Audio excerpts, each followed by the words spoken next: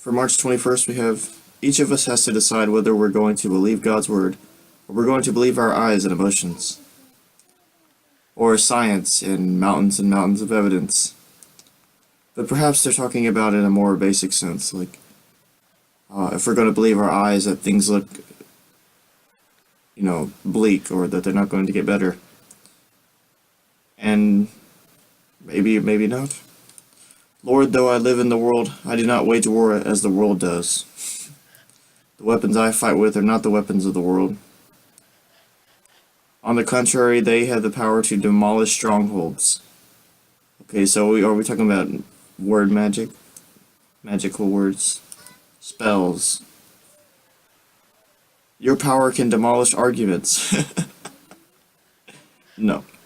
And every pretension that sets itself up against the knowledge of you. Actually, the pretentious ones are the ones who believe that this book is 100% true without any error. God, and take captive every thought and make it obedient to Christ. Even though you can't make something obedient to someone else who is you. Wouldn't you just be making it obedient to yourself? It doesn't make any sense. 2 Corinthians 10, chapter 10, verse 3 through 5. For though we walk in the flesh, we do not war after the flesh, except for when all the Christians have all their guns in the south. For the weapons of our warfare are not carnal, except, yes, they are, because somebody can kill us, but mighty through God to the pulling down of strongholds, which is not possible. Casting down imaginations. I wish you would quit imagining a fucking invisible friend in the sky, and every high thing that exalted itself against the knowledge of God. Yeah, like spirits and bullcrap that doesn't exist, demons and other gods, and bringing into captivity every thought to the obedience of Christ. Good, because you're all freaking slaves. This is what he's basically saying.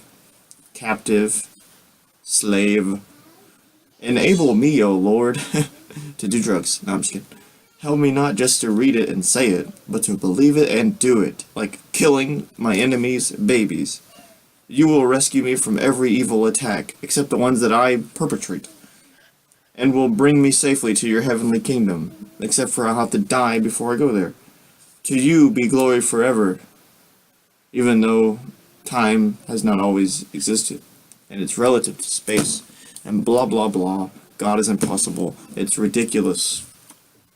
Each of us has to decide whether or not we're going to believe logic, reason, science, evidence, or a magical book written by a human being.